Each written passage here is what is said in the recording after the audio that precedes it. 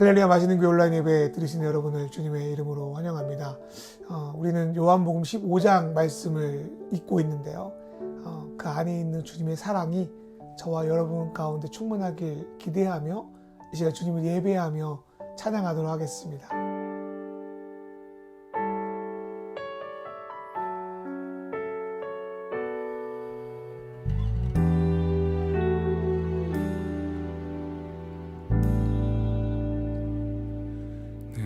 모습 이대로 사랑하시네. 연약함 그대로 사랑하시네. 나의 모든 발걸음 그가 하시나니 날 인도하소서. 모습 이대로 사랑하시네. 연약한 그대로 사랑하시네. 나의 모든 발걸음 주가 하시나니 날 인도하소서.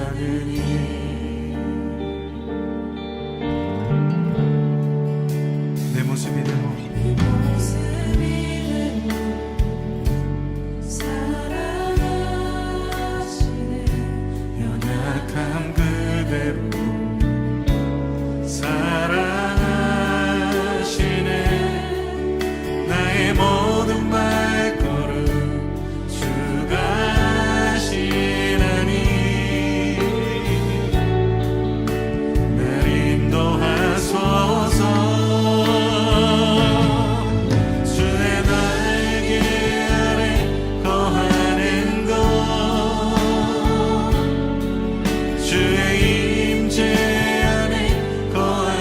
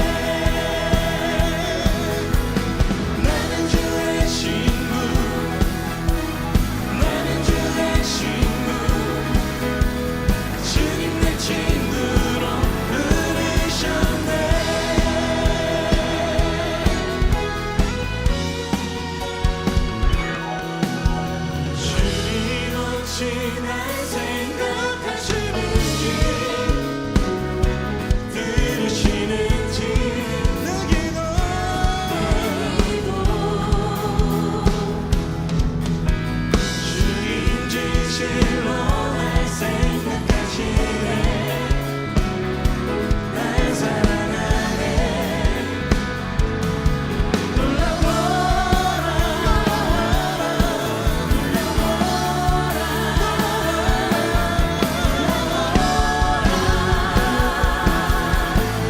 나는 주의 친구 나는 주의 친구 주님 내 친구로 부르셨네 나는 주의 친구 나는 주의 친구 주님 내 친구로 부르셨네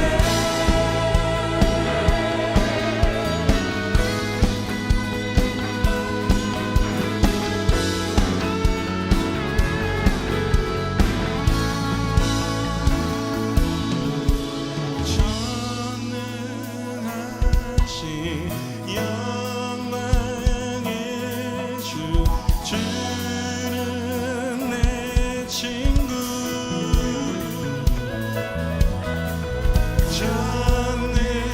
전능하신 영광의 주 주는 내 친구 전능하신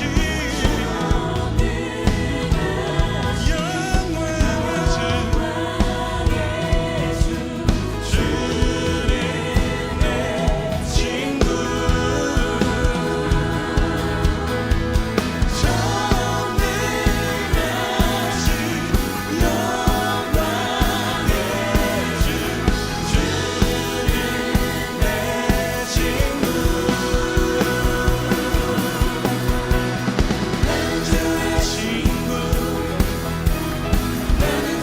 친구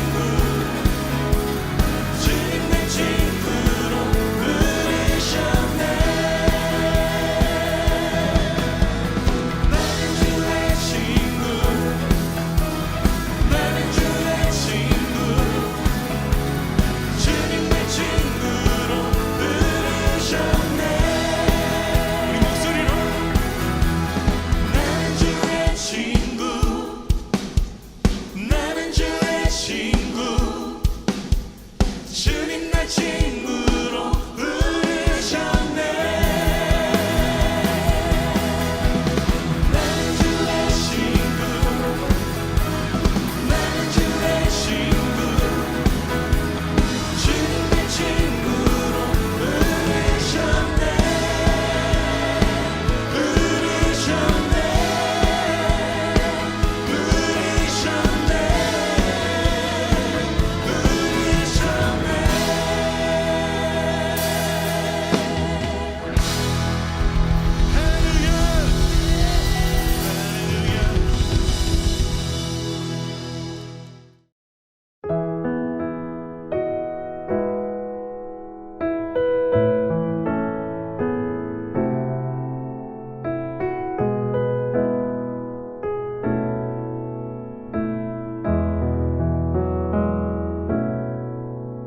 주님의 사랑이 당신을 통해 온 세상 가운데 전해지기를 주님은 나무 당신은 가지니 사랑의 열매 맺길 축복해요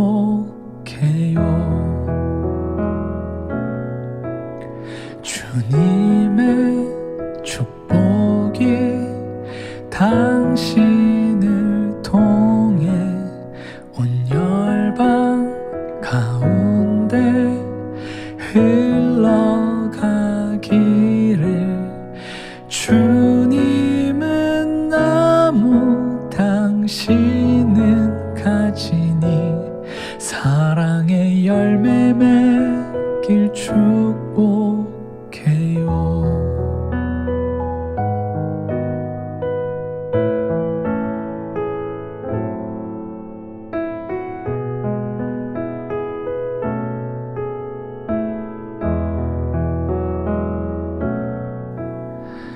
주님의 사랑이 당신을 통해 온 세상 가운데 전해지기를 주님은 나무 당신은 가지니 사랑의 열매 맺길 축복해요.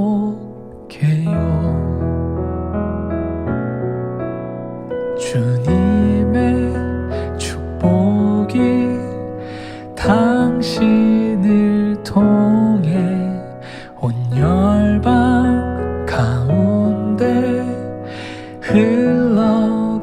흘러가기를 주님은 나무 당신은 가지니 사랑의 열매 맺길 축복해요.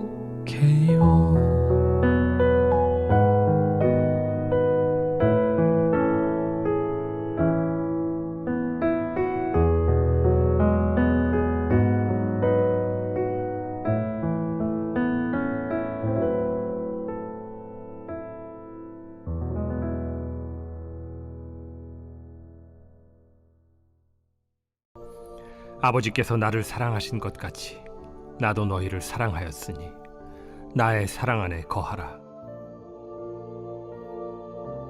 내가 아버지의 계명을 지켜 그의 사랑 안에 거하는 것 같이 너희도 내 계명을 지키면 내 사랑 안에 거하리라. 내가 이것을 너희에게 이름은 내 기쁨이 너희 안에 있어 너희 기쁨을 충만하게 하려 함이라.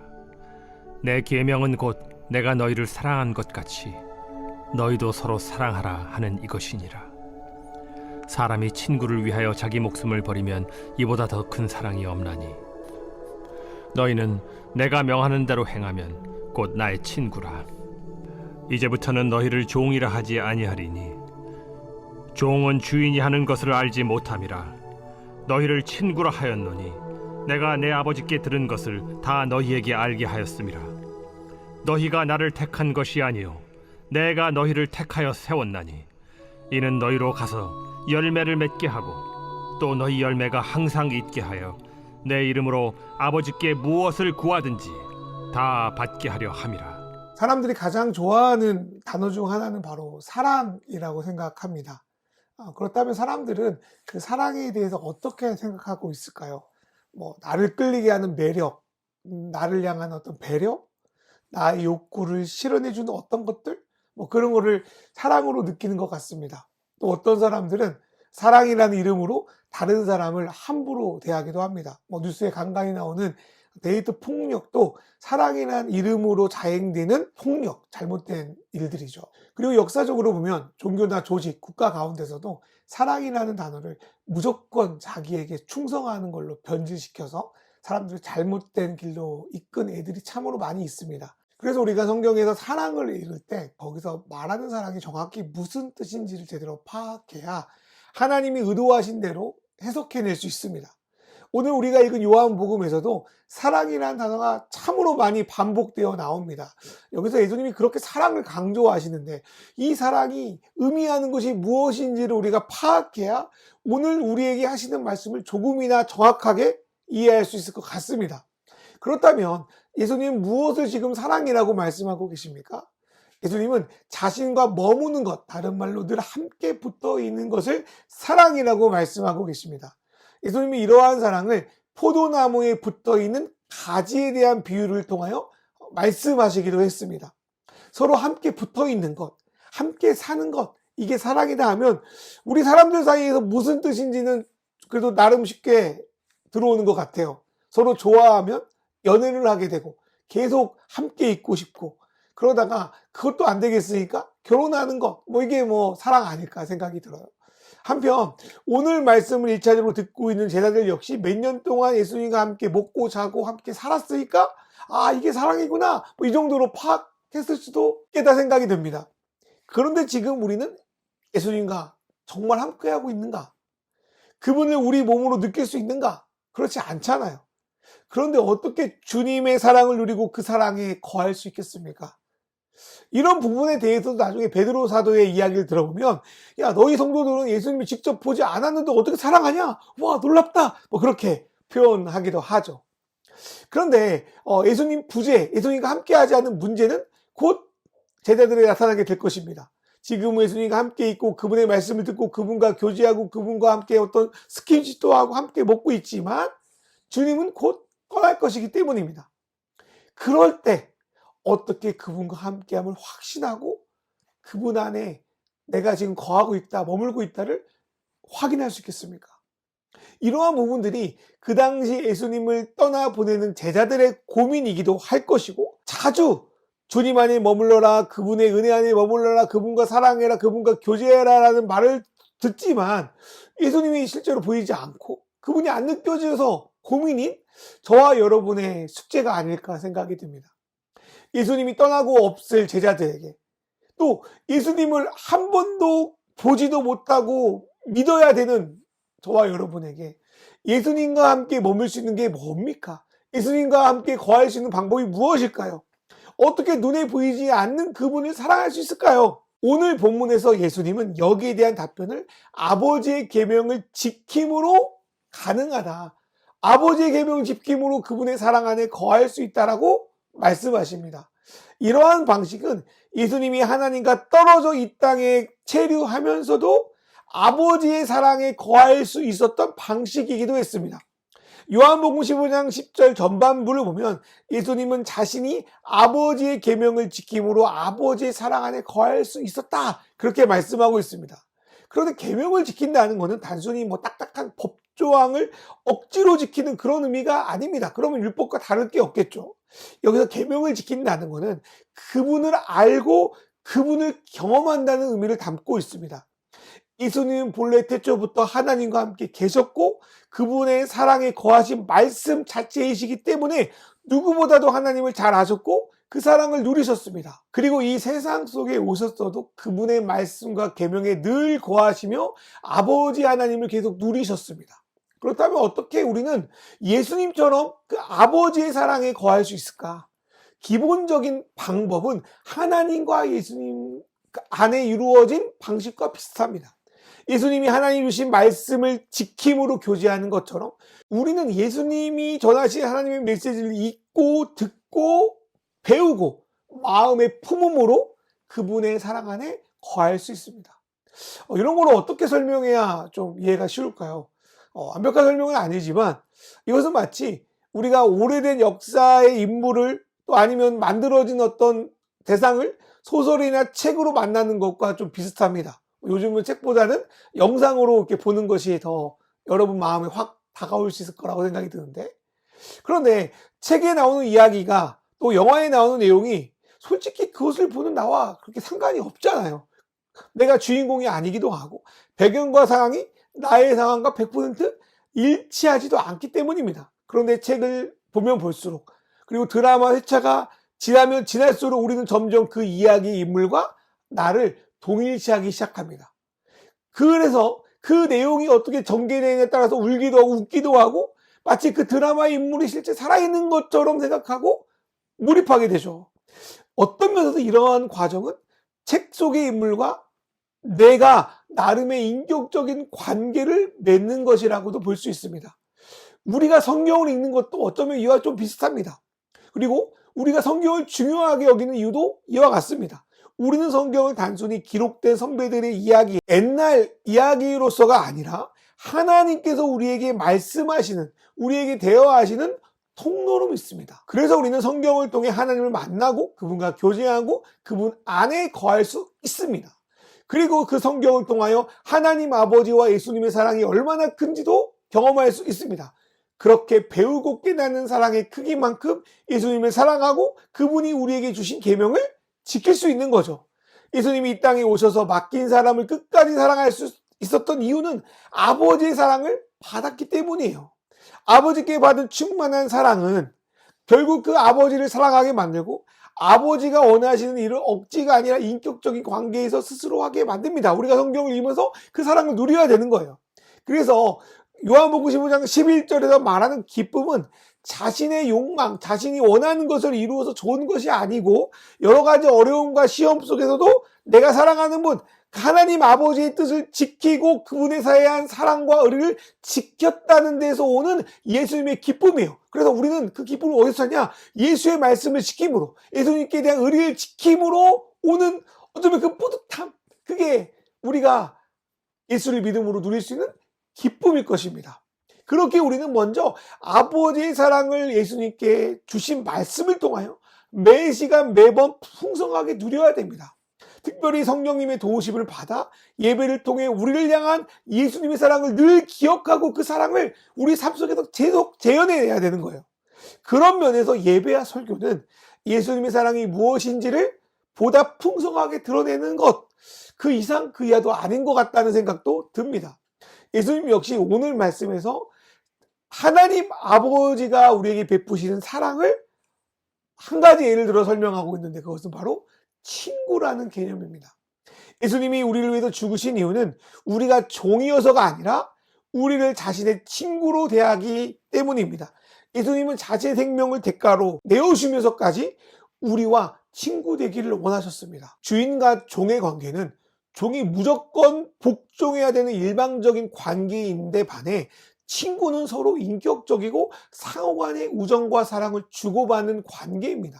일방적으로 아무리 사랑하고 아무리 좋아한다고 하더라도 한쪽이 반응하지 못하고 그만큼 그 격과 수준이 따라오지 못하면 친구 관계는 의도치 않게 성립될 수 없습니다. 친구이신 주님께 받은 사랑이 너무 커서 우리는 그 사랑에 반응할 뿐만 아니라 나같이 부족한 자를 친구로 부르신 그분의 수준, 그분의 격에 맞게 자라나는 것, 그것이 우리를 친구 삼아 주신 그분께 우리가 드릴 수 있는 사랑의 반응이자 계명을 지키는 겁니다. 계명을 지킨다는 것은 우리가 그만큼 하나님 앞에서, 예수님 앞에서 성장했다는 증거이고 그 성장은 더욱더 사랑함으로 우리 삶에서 풍성하게 드러납니다. 하나님께서 소돔과 고모라를 심판하시기 전에 아브라함에게 숨기지 않고 친구처럼 자신의 고민과 자신의 생각을 말하고 아브라함의 청을 듣고 반응하는 것처럼 우리도 주님의 사랑을 먹고 사랑으로 그분 앞에서 점점 자라나서 격과 격이 만나는 데까지 이르는 것, 그게 우리 성도로서의 꿈과 비전이 아닐까라는 생각이 듭니다. 그러나 솔직히 우리의 모습은 어떻습니까? 주님은 우리에게 자신의 목숨을 버리는 큰 사랑을 주셨지만 우리는 친구로서, 친구답게 주님에게 반응하지 못하는 것이 현실입니다. 말로는 주님의 사랑을 받은 친구다 그렇게 찬양도 하고 그러지만 그분께 목숨은 드리지 못할 망정 자그마한 손해도 보지 않으려고 바득바득 우기고 내가 사랑해야 할 사람을 미워하고 질투하며 사는 것이 우리의 모습입니다. 안 하려고 해도 그런 게 나오죠. 그럴 때 우리 자신이 싫어지고 변하지 않는 내 자신이 미워지기도 합니다. 그럴 때마다 우리가 확신해야 될 것 중에 하나는 주님이 우리를 택하셨다는 거예요. 요한복음 15장 16절에 나오는 것처럼 말이죠. 예수님께서 우리를 택하셨다는 것은 우리가 열매 없는 가지가 아니라 거룩하게 주님께서 다듬어 주셔서 열매 맺는 가지로 만들겠다는 선언이자 약속입니다. 그러나 솔직히 우리 안에는 선한 게 없음을 솔직히 우리는 알잖아요. 그러한 것은 3년 동안 예수님을 따라다녔던 베드로와 제자들도 마찬가지였습니다. 이들은 자신들이 누구보다 예수님을 사랑한다고 생각했지만 닥쳐오는 위기 앞에 어찌할 바를 모르다가 그분을 부인하고 도망쳐 버립니다. 그럼에도 불구하고 예수님은 부활 후에 이들을 찾아오시죠. 그리고 베드로에게 하시는 말씀이 뭐죠? 네가 나를 사랑하느냐? 네가 나를 사랑하느냐? 네가 저 사람들보다 사랑하느냐? 이렇게 3번 묻는 거예요. 그러면서 덧붙이는 말씀이 뭐예요? 내 양을 치라, 내 양을 먹이라. 이런 말씀 아닙니까? 이 말씀의 뜻이 무엇일까요? 저는 이렇게 해석해 봅니다. 지금은 너희가 나를 사랑하는 것이 내가 너를 사랑하는 것만큼 크지 않는다. 그러나 사랑하는 건 맞지 않니? 그러면 너희는 내가 택한 사람 맞아. 너는 나에게 붙어있는 가지 맞아. 그러니 지금 사랑이 부족한 거에 절망하지 말고 계속적으로 내가 너에게 주는 사랑을 받아라. 내가 떠나도 내가 너에게 준 말씀이 있잖아. 그걸 통하여 계속 그 사랑을 받아. 그리고 성령께서 너를 도와줄 거야. 그래서 네가 부족하지만 지금 현재 사랑할 수 있는 것들을 조금씩 계속 사랑하고 나가라. 너에게 주어진 그 양들을 먹이고 쳐라. 계속 그래서 서로 사랑을 배우고 사랑을 행하라. 그러면 나 예수가 아버지 앞에 사랑의 열매를 맺은 것 같이 너희도 나에게 붙어 있기 때문에 결국 너희 삶은 열매 맺는 삶, 주님의 사랑 안에 반응하는 삶, 친구로서 하나님과 교제하는 삶, 그렇게 계명을 지키는 삶을 살아가게 될 거야. 그렇게 오늘 요한복음 21장에서 예수님이 말씀하시는 것 같아요. 그리고 이 말씀은 베드로와 제자들뿐 아니라 오늘날 저와 여러분에게 하시는 말씀인 줄 믿습니다. 요한복음 15장 10절을 보면 서로 사랑하는 것은 불가능한 것이 아니라고 예수님이 말씀하십니다. 진정 예수를 믿고 그분을 사랑하고 서로 사랑할 수 있게 하려고 주님은 이 말씀을 주셨다고 저는 믿습니다. 그래서 교회는 서로 사랑하는 어떤 연습장 같은 곳 같아요. 내 능력을 자랑하는 곳이 아니라 서로 사랑하려고 하나님을 아버지로 모시는 사람들끼리 두세 사람 이상 모여서 사랑을 배우는 곳, 사랑을 연습하는 곳, 그게 바로 교회고, 그 연습이 계속적으로 풍성하게 흘러나오면 그 사랑이 점점 우리 주변 가운데 흘러가는 것이라고 저는 생각합니다. 우리는 부족하고 연약하죠. 매번 실수하죠. 삶의 어려움과 정말 하나님을 미워할 수 있는 그런 요소들도 많잖아요. 원망할 수 있는 것도 얼마나 많습니까? 그럼에도 불구하고 절망하지 않고 주님께서 우리에게 주신 그 사랑을 메시지와 성령의 인도하심 가운데 경험하고 주님의 택하심을 절망 가운데 신뢰하고 내가 할 수 있는 것들을 계속적으로 사랑으로, 사랑의 이름으로, 예수의 이름으로 조금씩 서로 흘려보내는 것, 사랑을 주는 것뿐 아니라 사랑을 받는 연습을 계속적으로 해내갈 때 우리의 모습이 점점 주님을 닮아 사랑의 열매를 맺는 자, 친구로 부르신 주님께 합당한 사람이 되어갈 줄 믿습니다. 그렇게 주님 안에서 사랑받고 주어진 관계 안에서 서로 사랑하는 저와 여러분 되기를 주님의 이름으로 축원합니다. 이 시간 기도하겠습니다. 주님이 주시는 말씀이 내 삶의 메시지가 되어 내 삶을 사랑으로 채워주셔서 주님을 구하고 찾을 때마다 그 사랑 안에 머물게 하소서. 우리를 친구로 부르신 예수님께 반응하여 내 삶이 그분과 인격적인 교제를 맺고 친구이신 예수님께 합당하게 사랑으로 자라나게 하소서. 내 자신의 연약함에 지칠 때마다 우리를 선택하셔서 열매를 맺게 하기로 작정하신 주님의 말씀을 신뢰하며 나아가게 하소서. 이 시간 우리 같이 주신 말씀을 생각하며 기도하겠습니다. 주님, 하나님 아버지께 기도합니다. 하나님 아버지, 하나님 아버지,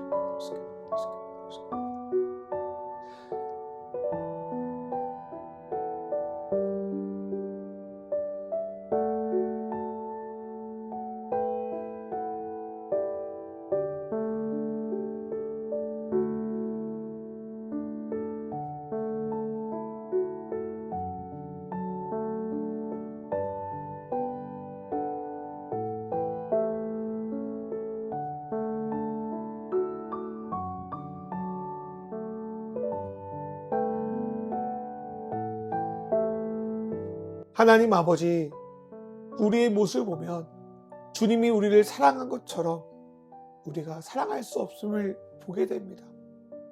그러나 하나님 아버지로부터 받은 그 메시지를 우리에게 전하신 그 계명의 말씀을 우리가 예배 때마다, 우리 일상 때마다 늘 품고 기도하며 나아갈 때 주님이 우리를 사랑하신 것처럼 나도 서로 사랑을 주고받는 그런 사랑의 열매를 맺어갈 수 있도록 인도하여 주시옵소서.